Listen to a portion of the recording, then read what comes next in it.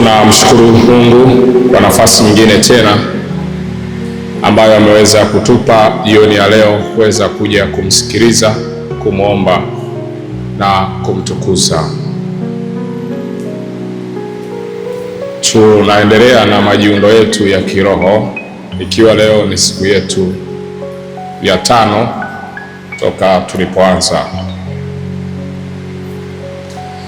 Somo ambalo nataka tujifunze leo na linaweza likakusaidia, kwa sababu watu wengi pia wamejikuta wanafilisika kwa sababu ya mazingira kama haya tutakayojifunza jioni ya leo. Somo lenyewe linasema ugonjwa kama silaha anayoitumia Shetani kuangamiza uchumi wa mtu. Ugonjwa kama silaha, hilo neno silaha unaweza ukaliwekea mstari. Anayoitumia Shetani kuangamiza uchumi wa mtu.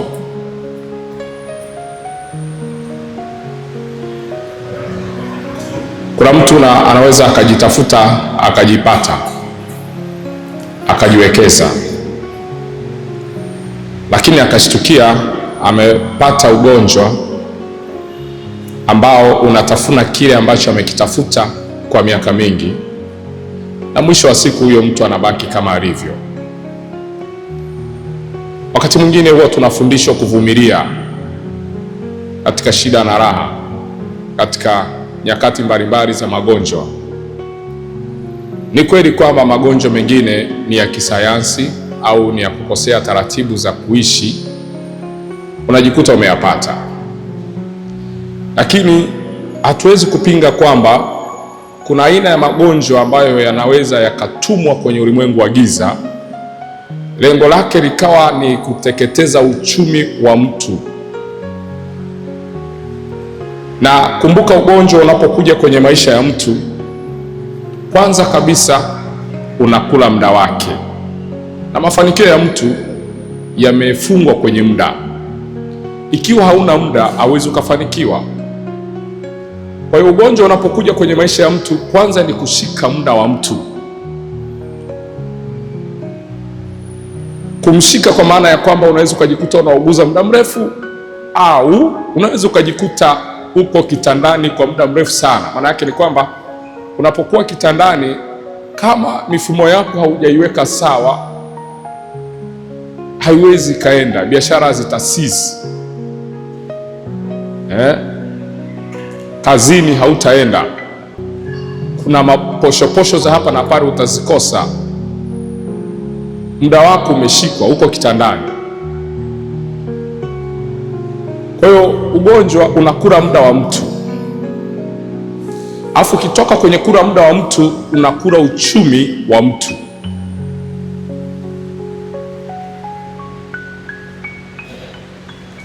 Unapokula uchumi wa mtu, unakuja pia unadhoofisha afya ya mtu. Zaidi ya yote, ugonjwa huo unaharibu malengo na maono ya mtu, kwa sababu mtu yeyote ambaye ana changamoto ya kiafya, sala yake ya kwanza anayomwomba Mungu sio kutimiza malengo yake. Sala yake ya kwanza anayokuwa anamwomba Mungu ni kwamba apate unafuu ili arudi kwenye harakati zake za kila siku, aweze kutimiza ndoto zake. Kwa hiyo mtu anapokuwa kwenye changamoto ya ugonjwa, mipango yake yote kwanza anakuwa haiwazi, anaisimamisha, anaiwaza afya yake. Kwa nikipona au nikimaliza kuuguza ndo nitafanya haya mengine, lakini kwa sasa ngoja ni focus kwenye ugonjwa au kwenye kuuguza ugonjwa. Sasa tutaangalia kibibilia ugonjwa unavyotumika kufilisi mali za mtu, utajiri wake, nafasi yake. Kuna watu ambao waliuguliwa, walikuwa wamenunua viwanja vingi sana, lakini ugonjwa ulipopiga hodi kwenye maisha yao, wakajikuta hata vile viwanja wanauza. Walikuwa wamefika kwenye nafasi nzuri za kiuchumi, ugonjwa ukaja ukapuruni kila kitu, wakarudi kuanza upya. Tutaona na maandiko matakatifu yana ushahidi huo. Fungue Injili ya Marko sura ya 5. Fungue Injili ya Marko sura ya 5. Tusome taratibu, mgundue. Inawezekana huwa tunasoma hapa lakini tunaishia kuparuka, hatutafakari kishomo. Sasa ngoja tusome Injili ya Marko sura ya 5 aya ya 25 mpaka aya 34. Hiki ni kisa cha mwanamama ambaye wengi tunamfahamu kupitia maandiko matakatifu. Tusome hichi kisa alafu turudi kwenye maisha yake ya kila siku. Chochote ambacho kiko kwenye Biblia kimelengwa kwa mfuasi anayeisoma hiyo Biblia aweze kujifunza. Inasema hivi: na mwanamke mmoja mwenye kutoka damu muda wa miaka 12 na kuteswa mengi kwa mikono ya matabibu wengi, amegharamiwa vitu vyote alivyo navyo, kusimfae hata kidogo, bali hali yake ilizidi kuwa mbaya. Sikiliza hili neno, twende taratibu. Sikiliza hili neno, amegharamiwa vitu vyote alivyo navyo, kusimfae kitu. Manake ni kwamba huyu mama kama alikuwa na gari aliuza, kama alikuwa na mashamba aliuza, kama alikuwa na hisa ameweka kwenye mifuko ya hati fungani alitoa zile hisa zake, kama alikuwa na uwekezaji wa aina yoyote na wenyewe aliuchukua. Aliuchukua kwa ajili gani? Kwa ajili ya afya yake, lakini Biblia inasema usimfae kitu. Yaani ndio ile unasikia kwamba mtu ana changamoto ya kiafya, anaenda Moi au Muhimbili, anaambiwa huu ugonjwa lazima uende India, na the moment umeambiwa uende India, kuna bima ambazo hazikavi nje ya nchi, zinakava tu hapa ndani ya nchi. Kwa maana yake ni kwamba kama umepewa transfer ya kwenda India, ni kwamba uingie mfukoni hapo, tena bima haina kazi, unaingia mfukoni. Sasa hauna uwezo au hauna cash kwa wakati huo, nini unachotaka kukifanya? Hauwezi ukaingia kwa mtu kwamba naomba pesa niende India. Cha kwanza utakachowaza ni kwamba nina kitu gani ninachoweza kuuza nikapata fedha nikaenda kwenye matibabu India au Uingereza au Ujerumani. Kwa kama ulikuwa na uwanja wako umeununua mahali fulani, nataka kujenga, na pesa imepungua, manake ni kwamba utatafuta mteja kuuza ule uwanja. Utauza ule uwanja, utapata pesa, utaiweka kwa ajili ya kwenda kwenye matibabu. Haya, umeuza uwanja, pengine pesa haijatosha, utakuja utauza gari. Umeona, pengine umeunganisha na hiyo pesa ya gari haijatosha, utaenda kwa ndugu au kwa marafiki, jamani, nikopesheni, saidieni mwenzenu nikatibiwe, nikipona nitakuja kuwarudishia. Umeingia tayari kwenye madeni. Sifu Yesu Kristo. Na kuteswa mengi kwa mikono ya matabibu wengi, amegharamia vitu alivyo navyo, kusimfae hata kidogo, bali hali yake ilizidi kuwa mbaya. Aliposikia habari za Yesu, alipita katika mkutano kwa nyuma, akaligusa vazi lake, maana alisema, nikiagusa mavazi yake tu nitapona. Mara chemichemi ya damu yake ikakauka, naye akafahamu mwilini mwake kwamba amepona msiba ule. Tumsifu Yesu Kristo. Sikia hilo neno msiba. Sasa msiba unatokea wapi? Manake ugonjwa wa aina yoyote unapopiga hodi kwenye maisha ya mtu, unakuwa umeleta msiba kwenye maisha yake, unakuwa umeleta msiba wa kiuchumi.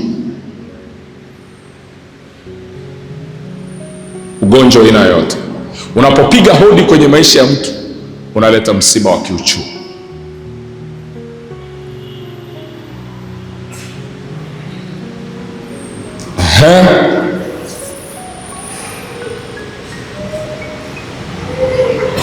Mara Yesu hali akifahamu nafsini mwake kwamba nguvu zimemtoka, akageuka kati ya mkutano akasema, ni nani aliyenigusa mavazi yangu?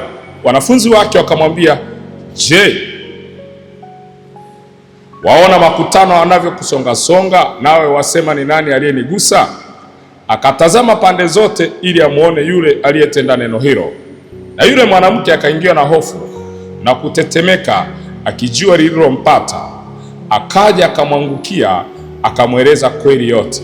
Akamwambia, binti, imani yako imekuponya. Sio fedha tena. Tumsifu Yesu Kristo. Sio maana yake ni kwamba kuna aina ya magonjwa ambayo pesa haiwezi ikafanya nini? Ikayaponya, isipokuwa imani yako kwa Mungu wako ndio inaweza ikaponya hayo magonjwa. Ndio maana Yesu anamwambia, binti, imani yako, sio pesa zako, sio cheo chako, sio umaarufu wako, imani yako imefanya nini? Imekuponya. Yesu anamwambia, binti, imani yako imekuponya, enenda zako kwa amani, uwe mzima. Neno la mwisho anamwambia tena, usiwe na msiba wako tena. Sasa fikiri, huyu mama kwa miaka 12 anahangaika na ugonjwa. Miaka 12. Hebu chukulia kama ni wewe umeletwa ugonjwa wa kukuhangaisha kwa miaka 12, unahangaika nao.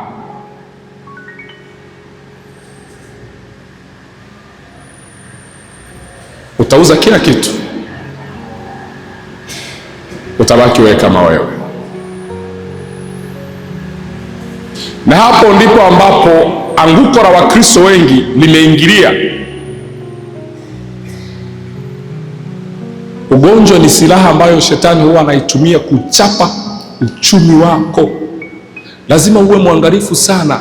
Wakati mwingine ugonjwa unaletwa, wewe unaanza kupambana nao tu kuuguza, kumbe huo ugonjwa unakuwa ni siri au ajenda ya ufalme wa giza, kuhakikisha kwamba umeletwa ule ugonjwa kwa ajili ya kutafuna uchumi wako, kwa ajili ya kula kile ambacho ulikuwa umekitafuta kwa muda mrefu.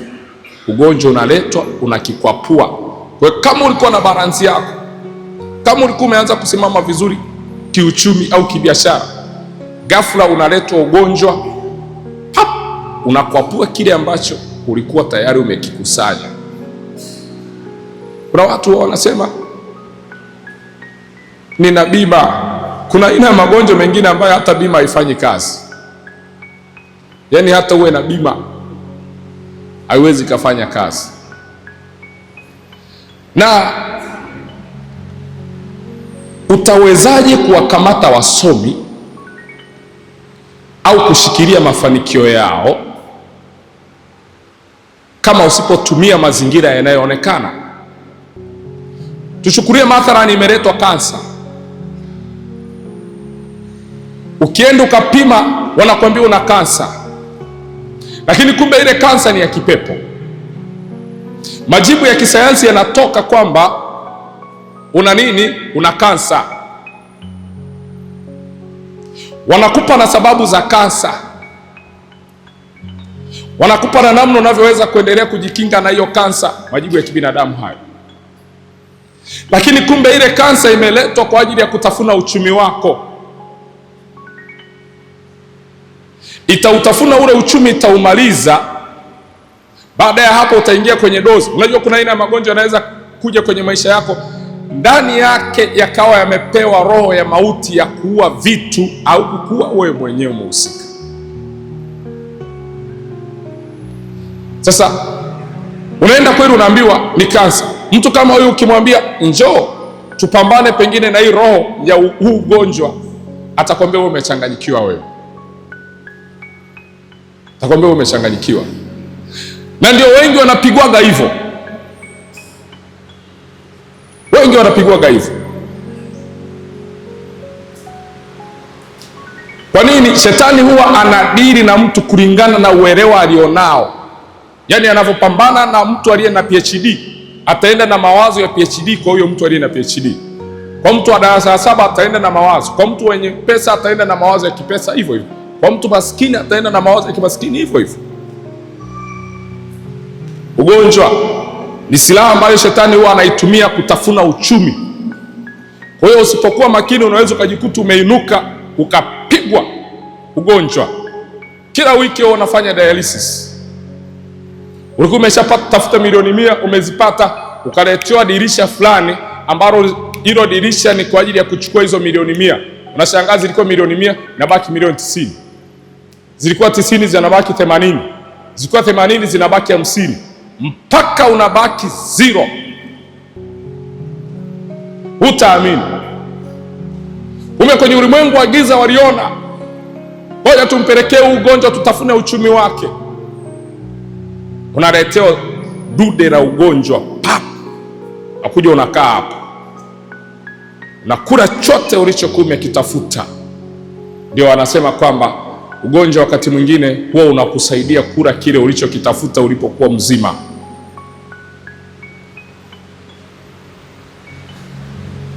Nyie mnafikiri kwa nini watu wengi wanapokuwa wamefanikiwa wanajikuta tayari wana magonjwa? Hata mafanikio yao wengine wanashindwa kuyafurahia. Amewekewa vizingiti, usile hiki, usile hiki, usile hiki, usile hiki, usile hiki. Na ngoja niwaambie watu wa Mungu, Mungu anapotaka ufanikiwe hawezi akakuletea tena mazingira ya kuchukua kile ulichomwomba. Yaani wewe huwezi ukamwomba Mungu akupe mafanikio halafu tena akaja kuyachukua yale mafanikio, unless yale mafanikio yao yamekufanya umejitenga na Mungu. Anaweza akasema okay, kumbe haya mafanikio niliyokupa ndio yanakufanya unakuwa mbali na mimi, ngoja niyazuie kwanza tuone utakapoenda. Lakini kama umepata mafanikio ukajikuta unaendelea kunyenyekea kwa Mungu, unaendelea kumwomba Mungu, unaendelea kumsikiliza Mungu, Mungu anaendelea kukubariki. Kwa hiyo lazima uwe na macho ya kiroho. Kwa mfano, miaka michache iliyopita kulikuwa na korona. Angalia watu waliokuwa wanakufa kwenye korona ni ile misingi au mihimili ya familia. Chunguza watu wengi waliokufa kwenye familia nyingi ni breadwinners. Breadwinner wengi waliopoteza maisha kwenye korona ni yale mategemeo ya familia. Wengi wao ndio waliondoka. Na nini? Ile korona ilikuwa ni vita vya kiuchumi kwenye dunia. Ni virusi ambavyo vilitengenezwa kwenye maabara alafu vikaachiwa. Ndio maana wale waliotengeneza majuzi kati hapa tena nimesikia wanasema unakuja ugonjwa mwingine zaidi kuliko ule wa korona. Wamejuaje? Kwa sababu wako kule jikoni. Kwa hiyo huyo ni mwanadamu, anaweza akaingia kwenye maabara akatengeneza ugonjwa na huo ugonjwa ukaathiri maisha ya mtu. Je, vipi shetani? Atengeneza ugonjwa kwenye ulimwengu wa giza, unaachiwa huo ugonjwa kwenye hiyo familia, kwamba hii familia tuipe ugonjwa na tutahakikisha kwamba huu ugonjwa ndo utawafanya kuwa maskini maisha yao yote. Mnaletea ugonjwa mzazi wenu, mnampenda, mnapambana naye. Unaletea ugonjwa mke wako au mume wako. Hauwezi ukamwona anakufa, una pesa ndani, utaingia mfukoni. Uchumi wako hujatafunwa, uchumi wako hujaenda. Asa angalia shetani anavyojiweka mbali. Wewe unakuta unapambana na ugonjwa, haupambani na shetani. Lakini asili ya huo ugonjwa unakuta ni shetani ameutengeneza. Mimi sijawahi kuona mahali Mungu ametengeneza ugonjwa.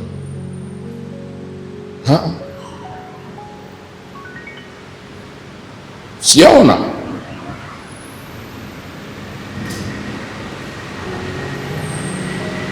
Kwa hiyo angalia watafutaji, huwa kuna nyakati wanakutana na hizo hali za magonjwa.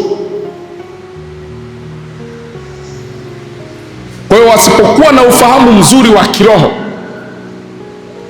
wanaweza wakajikuta wanaishia pale pale, hawasogei. Kumbe umeleta ugonjwa na ule ugonjwa unapambania uchumi wako, na sio tu uchumi, hata nafasi serikalini. Nimekuwa na baba mmoja nilikutana naye mara kadhaa, alikuwa anataka kupandishwa vyeo. Unajua hizi nafasi za juu mara nyingi kabla haujatangazwa kwamba labda umeteuliwa kuwa katibu mkuu au mtu fulani, ambacho huwa kinafanyika, kuna kitu wanaita vetting. Vetting pengine inafanywa na watu wa usalama wa nchi, wanakufanyia vetting kwamba je, huyu mtu anastahili kuwa hapa.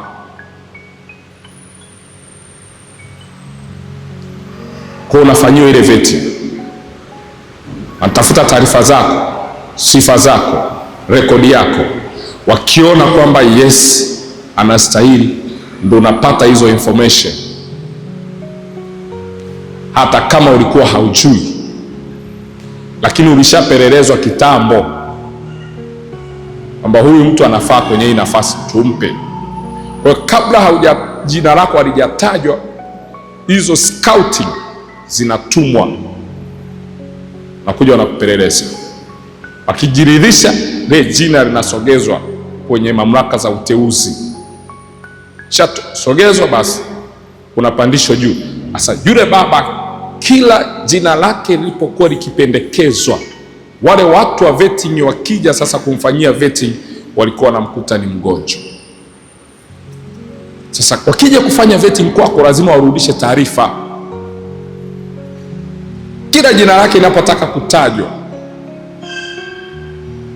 zinatoka taarifa kwamba wakija kufanya zile vetting wanamkuta ni mgonjwa.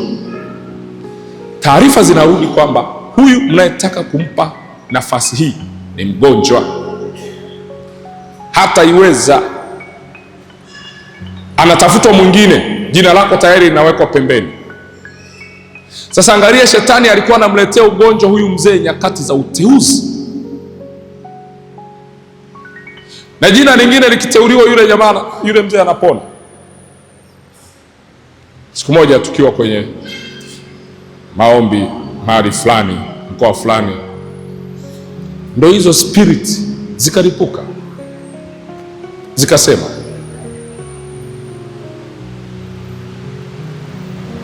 hata hii ajenda ya watu kuto kupenda maombi ni ajenda ya shetani, ni ajenda ya kuzimu. Kwa sababu anajua wakienda kabisa hawa watafunguliwa, watawekwa huru, watapata vitu vyao. Ndio maana anaweza akajikuta anawapa dharura. Nilipanga kufika, unajikuta umepewa dharura tena ya muhimu sana, unajikuta hujafika. Kumbe Mungu alikuwa amekuandalia kitu chako cha kwenda kuinuka nacho. Nilikuwa namsikiliza padre moja, ni maarufu sana yule padre, ni exorcist, ni mtu anayetoa hizi pepo chafu, anatoka nadhani Marekani. Moja ya pointi aliyosema ni kwamba kanisa Katoliki limepoteza ule uamsho. Akasema kanisa Katoliki ndio lilikuwa linasifika kwa watu kufunga, wanafunga sana. Kanisa Katoliki ndio lilikuwa linasifika kwa watu kuomba. Lakini angalia sasa hivi kwenye kanisa Katoliki, wafungaji wanapigwa madongo, waombaji wanapigwa madongo.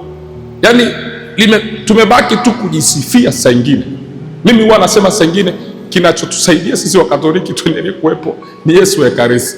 Lakini hivi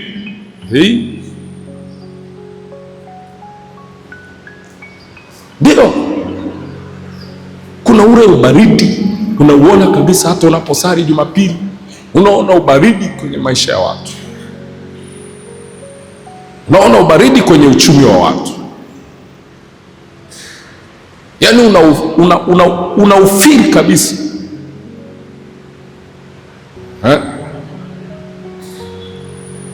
Angalia sasa hivi mwanadamu ndo anampa Mungu ratiba.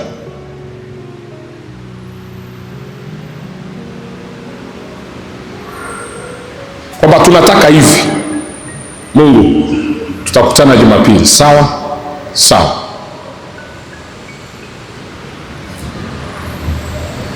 Hizi siku zingine niko busy.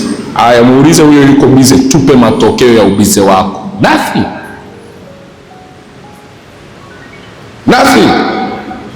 Hamna. Leo tukakutana na mtu hapa anaendesha gari ndani, kumbe akitembea naongea mwenyewe, ana mikopo ya kutosha, kazini ana vita. Sasa sijasema jamani, mnaoendesha magari mna mikopo msije mkanipiga mawe. Tumsifu Yesu Kristo. Lakini ndio hivyo, ule uamsho, na adui anajua kabisa kwamba hawa watu wakiwa na maarifa ya kutosha ya kiroho watapambana na mimi vizuri. Unajua, ogopa sana kupambana na adui ambaye haujui anatumia silaha za aina gani. Sasa moja ya eneo ambalo shetani amejua ni kwamba amegundua kwamba Wakristo wengi hawana maarifa mazuri au hawana taarifa sahihi za kiroho. Wanawezaje kupambana au wanawezaje kupambanua alama za nyakati kwamba ili jaribu hili hapana, huyu ni Mungu, sawa, hili hapana, huyu ni shetani. Wengi hizo taarifa na hayo maarifa ya kusoma nyakati hawana.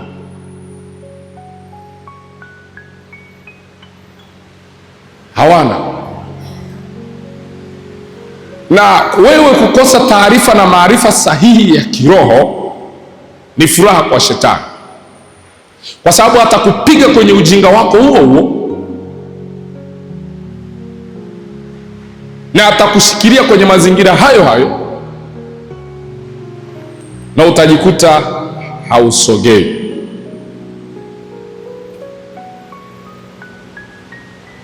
Msifu Yesu Kristo. Kwa mfano, ukihusiana na mtu mwenye UTI, ukitoka naye kimapenzi na mtu mwenye UTI, si atakuambukiza zile UTI? Ukihusiana na mtu mwenye changamoto ya afya ya virusi vya ukimwi, si maambukizi yana uwezekano hapo ni mkubwa, si ndio hivyo? Si sawa?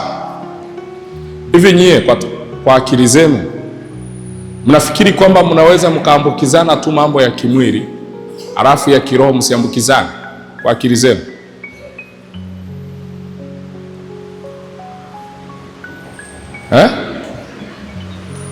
Sasa tuna familia ambazo baba unaweza kukuta ni malaya, au mama unaweza kukuta ni malaya, anatoka na watu mbalimbali huko, anakuja kwenye familia yake. Akija kwenye familia yake, si watashiriki tendo la ndoa? Atashiriki na mke wake, atashiriki na mume wake. Sasa msifikiri kwamba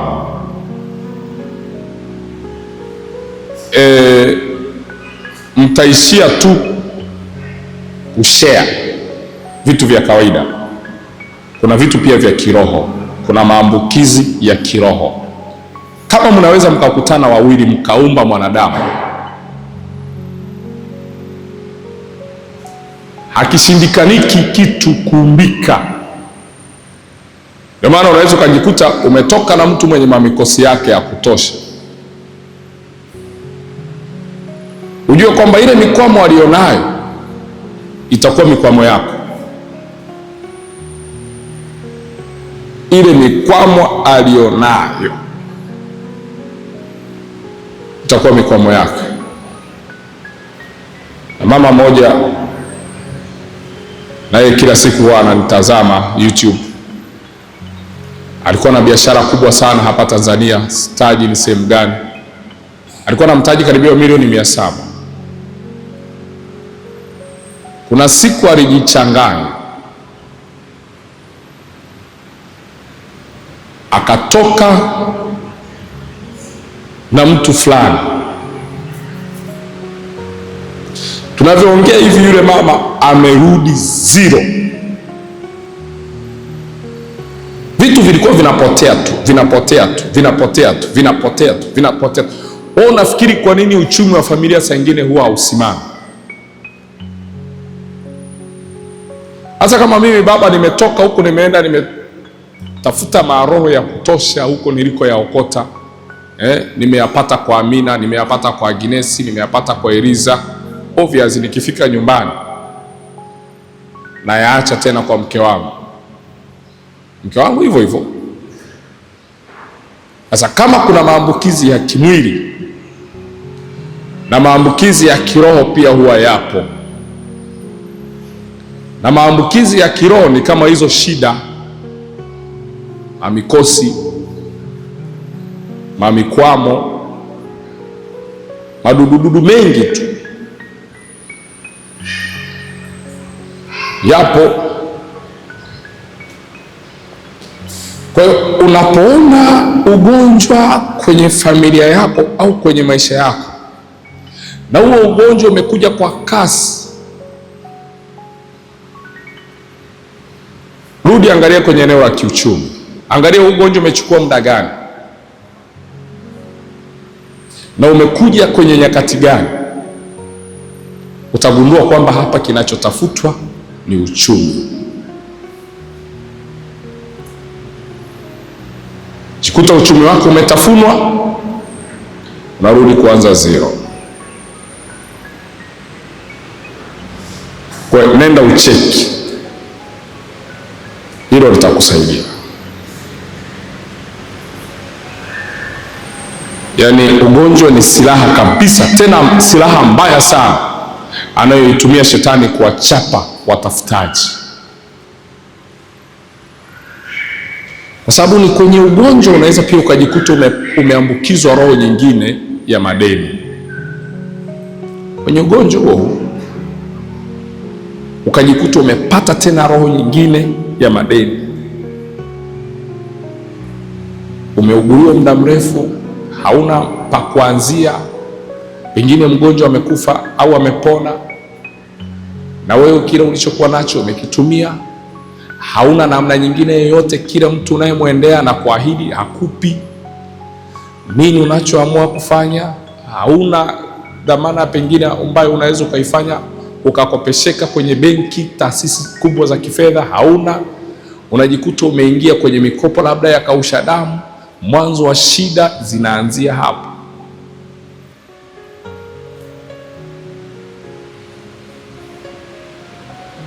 Kwa unajikuta, na bahati mbaya ukishaingia kwenye madeni unaweza ukapitishwa kwenye muda mrefu sana kwenye hiyo hali.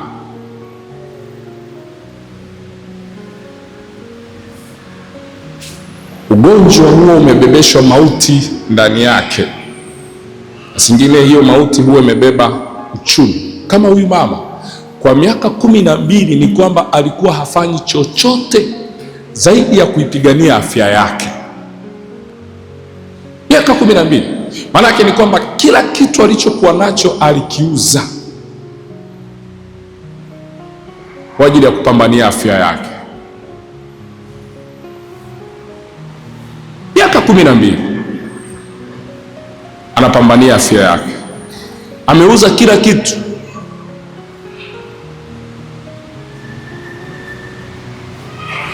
Manake huyu alirudi kuwa maskini.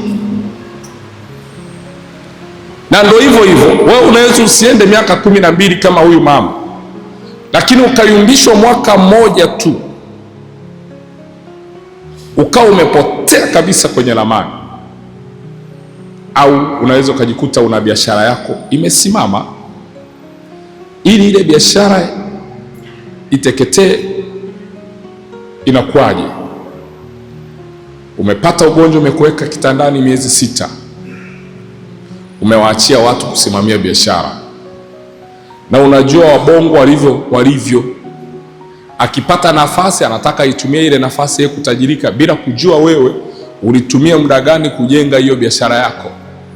Kwa hiyo cha kwanza anachoenda pale unapokuwa umempa hii biashara kwamba simamia hii biashara, anataka kwanza atoke na mtaji wake pale. Sasa unaweza ukajikuta umepoteza kila kitu. Juzi nikapita kwenye duka fulani, nilikuwa nataka kununua nguo, nikakuta yule kijana anachezea tu simu. Yaani tuna watu ambao unawapa nafasi lakini wanashindwa kulinda nafasi zao. Anachezea tu simu mpaka anaangalia nguo, namuuliza ni shilingi ngapi nguo, anachezea tu simu. Mwisho wa siku ananiuliza, brother unasemaje? Yaani nimekuja, amekaa muda wote anachezea tu simu. Nimempelekea hela. Nina uhakika kabisa yule kijana hakuwa mmiliki wa lile duka. Kwa sababu kama wewe ni mmiliki wa duka na umeweka mazingira kama hayo, utatoka mjini fast. Anachezea tu simu. Mimi nikakasirika, kwa sababu sijaenda kumpa hela bure. Nimeenda ili nichukue ule mzigo ambao umeuleta mle ndani, nikaondoka. Maana yake niliondoka na hela. Sasa tuna vijana wa hivyo, au tuna watu wa hivyo ambao ukiwapa nafasi ya kutafuta riziki zao wanashindwa kuzitumia zile nafasi vizuri. Lakini ni hao wakiwa mtaani wanaanza kuhangaika, wanasema kwamba ajira hamna. Ni hao lakini wanapewa nafasi hawazitumii.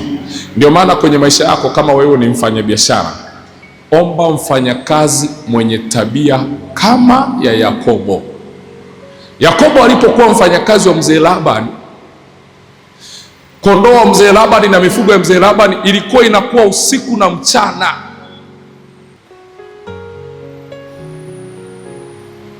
Ndio maana saa nyingine kabla haujampa mtu kazi, muombe kwanza Mungu akupe huyo mtu. Lakini unaweza ukaletewa mtu ambaye ni kupe, kaanza kutafuta vya kwako. Sasa fikiri una ugonjwa, alafu namwachia mtu kama huyo biashara. Hiyo biashara ukiugua miezi mitatu tu hujaenda kwenye biashara yako, siku ukirudi hautakuta kitu.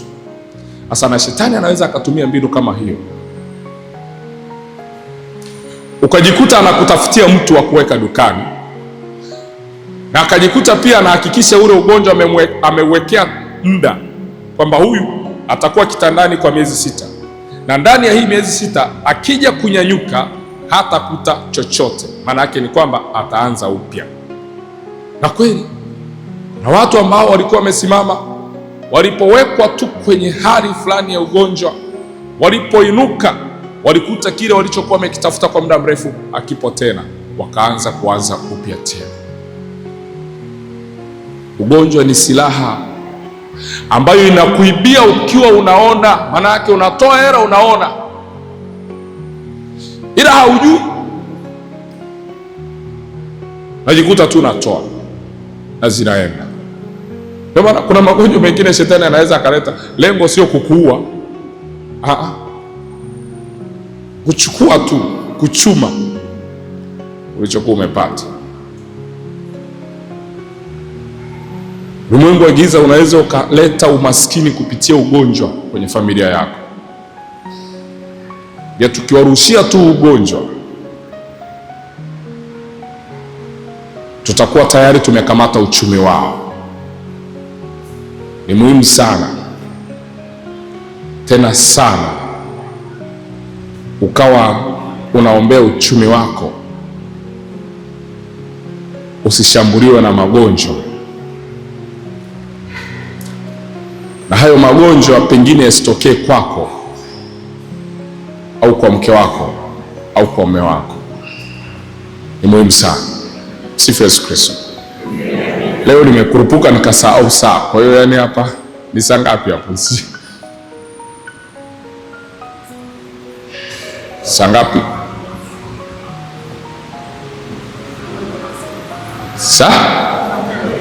Saa 11 dakika 50.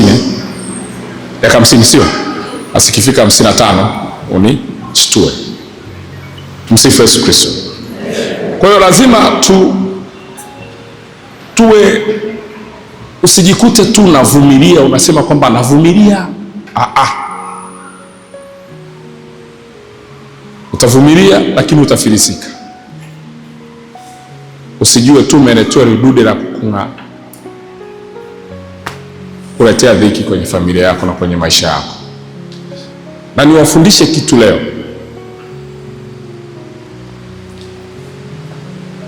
Hii ni personal, mimi huwa naitumia. Mimi kuna namna huwa natoa sadaka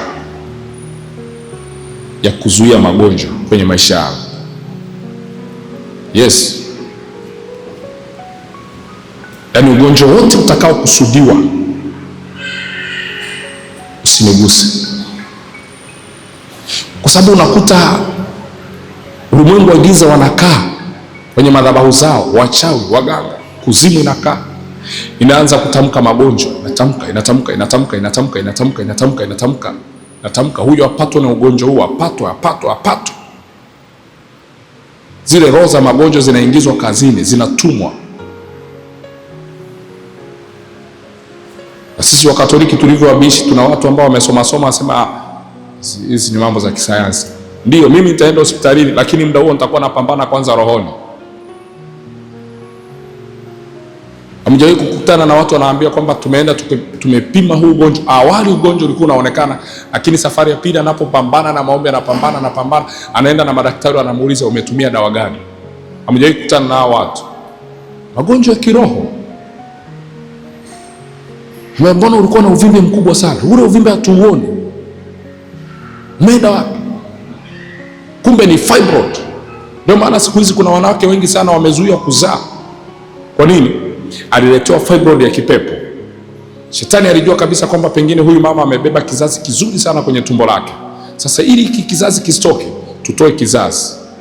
Kwa namna gani? Unaletwa ugonjwa upi? Fibroid. Unaletwa uvimbe, unaenda kwa daktari. Daktari anakuambia chagua mawili, tutoe kizazi ndipo upone, au huu ugonjwa kuue. Wengi wanajikuta wanasema toa kizazi. Haya, mimi nimewashuhudia kwa wanawake wengi sana ambao nimekutana nao kwenye huduma. Mapepo yanalipuka, yanasema na kizazi tumeshatoa, hata zaa tena. Ukibisha mtamuuliza hata mwalimu wa Ivan, najua ameshakutana na kesi kama hizo. Sio mimi tu. Kwamba huyu hata zaa tena, na kizazi tulishamtoa. Akija kupata fahamu na muuliza, dada, kizazi ulitoa? Nasema yeye, mwalimu, nipata uvimbe, kizazi nikatoa. Kumbe ni ugonjwa wa kipepo tu, umeenda umewekwa pale.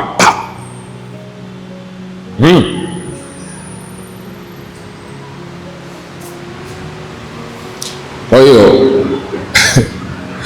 ni muhimu sana.